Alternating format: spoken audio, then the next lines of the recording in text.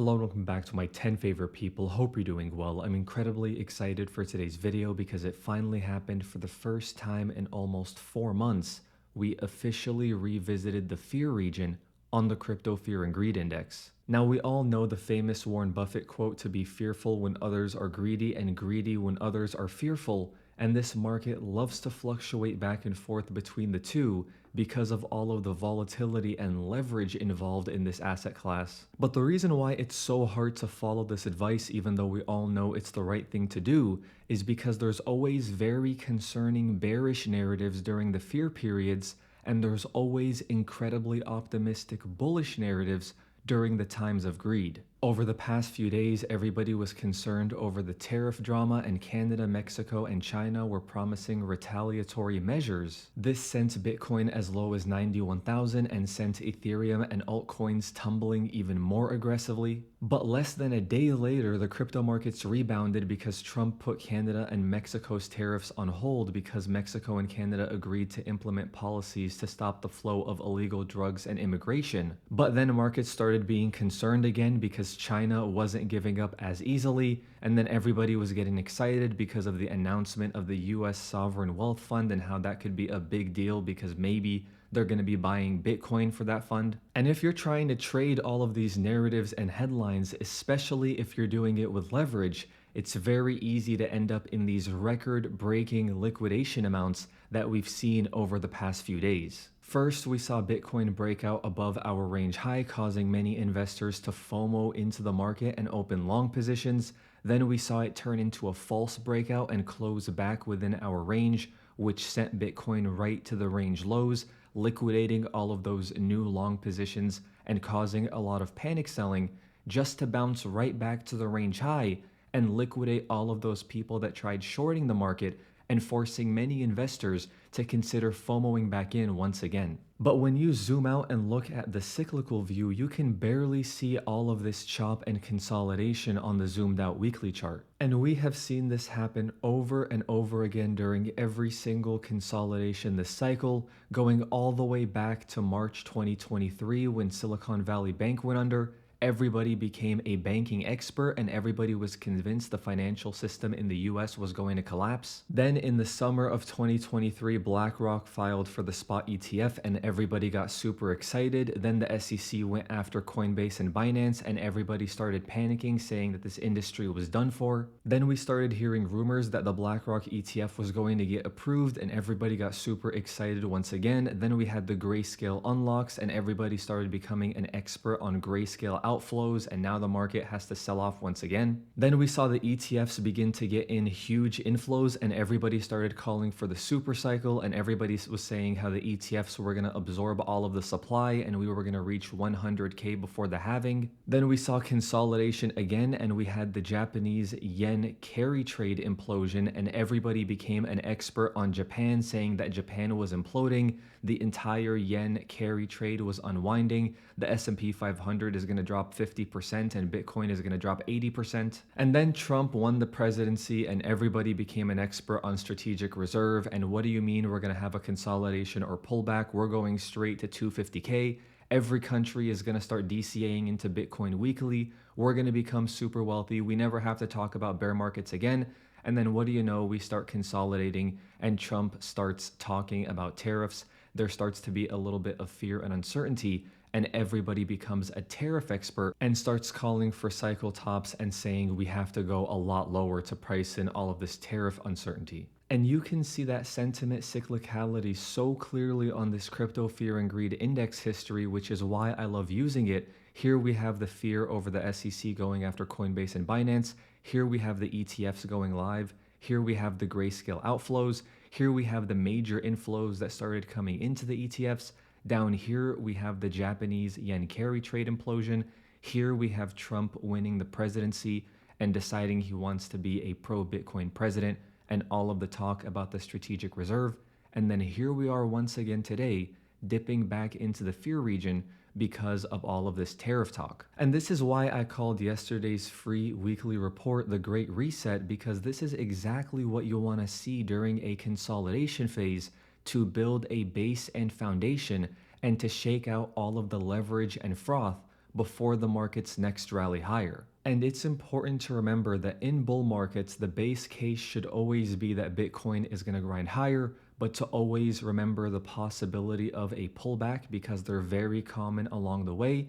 We can sometimes have huge shakeouts if there really is a major black swan event, but people calling for cycle tops over and over are most likely going to be wrong 50 times before they end up finally getting it right. And it's important to remember that Bitcoin, crypto, and stocks are all risk assets. Even if we end up having some Bitcoin in the strategic reserve, it still follows macro, it still follows the S&P 500, and it's probably going to be a very long time before Bitcoin becomes a risk-off asset, if ever, like what we have with gold and US Treasuries, which as of right now are really the only two true risk-off assets, in my opinion. But let's not forget the future still looks bright for Bitcoin. We're still seeing a lot of these states talking about Bitcoin reserve bills, which keeps me quite optimistic over the medium term for this market. And we're still seeing nice and steady ETF inflows. Yes, there's profit taking here and there. We're not seeing only buying. We're also seeing some outflows on certain days.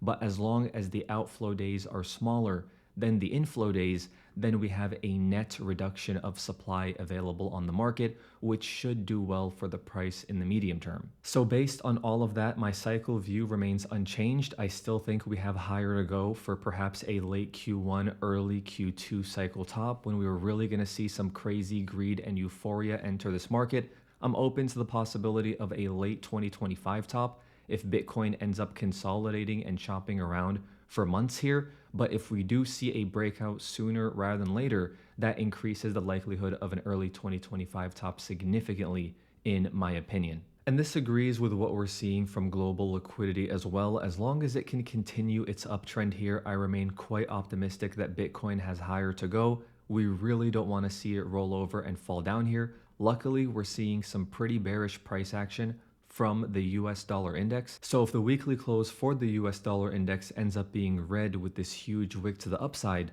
the likelihood that it breaks down and out of this risk-off region increases significantly, which would be great for our risk assets. And we know the main driver of the US dollar index is Fed rate cut expectations, and we have a very important unemployment rate print coming up on Friday.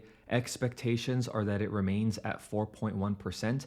As long as that happens, I don't expect markets to panic too much, but if we see it come in a lot higher than expected, I would expect recession concerns to start creeping in once again, which would cause risk assets to panic. But if it comes in too low, that would strengthen the dollar and push rate cut expectations even further back. So ideally, we want this print to come in line and not really change much if we want it to be a tailwind for risk assets. So we'll see what happens. Global liquidity and the fear and greed index have been my two favorite data points to monitor. Can Bitcoin go lower and retest the low 80Ks or high 70Ks? Of course, it's a possibility. I just don't see anything on the chart right now that's pointing to that being the most likely outcome. And I still get a lot of questions about the CME gap. I do think this gets filled eventually, but I think it can very much happen after this cycle is over and after Bitcoin puts in a new high, instead of happening immediately like many bears are calling for. As for my portfolio, no changes this week, still holding the big three and a decently sized cash position, which has made the past few days really easy to navigate.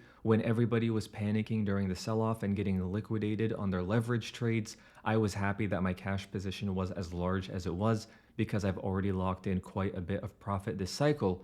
But then once we got that aggressive bounce of about 11K in just 24 hours, I was happy watching my spot holdings appreciate instead of having to wonder if I should FOMO back in or if perhaps I panic sold the bottom. Bitcoin is still kind of in a no man's land for me. I still consider it quite expensive at these prices, but I've already taken profits in this region, so I don't feel the need to take any more profits. I'll consider selling some more if we get into the very expensive region, and maybe I would consider buying back in with some of my profit taking if we were to revisit the fair value region, but as of right now, it's still in no man's land for me. And speaking of no man's land, after the washout we saw over the weekend, Ethereum is officially underperforming the NASDAQ and S&P 500 on a rolling one-year basis, which is really quite sad when you consider the fact that Solana and Bitcoin have been in a bull market for over 2 years now. We did end up getting that flush below the 200-week moving average, which I thought could be a possibility in my last video. We really don't want to see Ethereum closing weekly candles below 200K, or things would start looking quite concerning in terms of how well Ethereum could possibly do this cycle. We washed out a ton of leverage. We saw a capitulation event where essentially everybody threw in the towel, and sentiment on Ethereum is quite bad right now.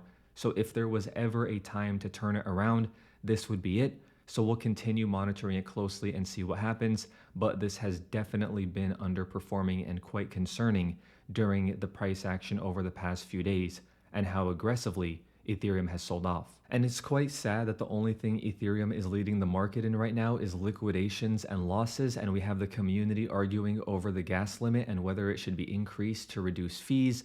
But what's that going to do to the protocol, and what's that going to do to the burn? So there's a lot of disagreement right now, which makes sense because usually people fight when prices are down. It's kind of funny that the only thing Ethereum has going for it right now is Eric Trump saying it's a great time to add ETH on Twitter, which is kind of funny but isn't really doing much for price. We're still seeing some okay ETF inflows, and I'm still optimistic Ethereum can turn it around as long as this cycle isn't over, but it has definitely been painful being an Ethereum holder over the past few months. As for Solana, completely different story. I mean, the volatility on this one has been insane. We went from it's all over to absolute euphoria with Trump launching his meme coin, back to it's all over and a wick and liquidation below the 20-week moving average once again. But we are trading above our range high, and as long as we're trading above the range high and 20-week moving average, I think Solana will do quite fine. So we'll see what happens. Really important weekly close coming up for Bitcoin. We got the deviation above the range high. We retested the range low, bounced back up to the range high.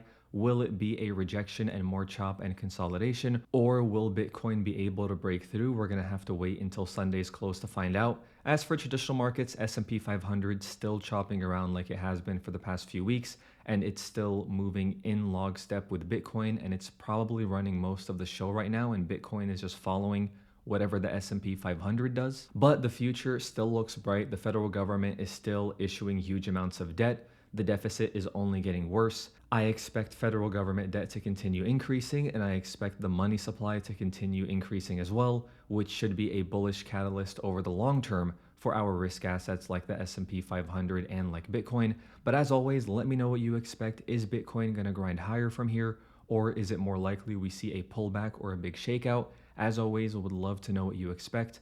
Thank you so much for the support on the recent videos. Thank you so much for watching, and I'll talk to you soon.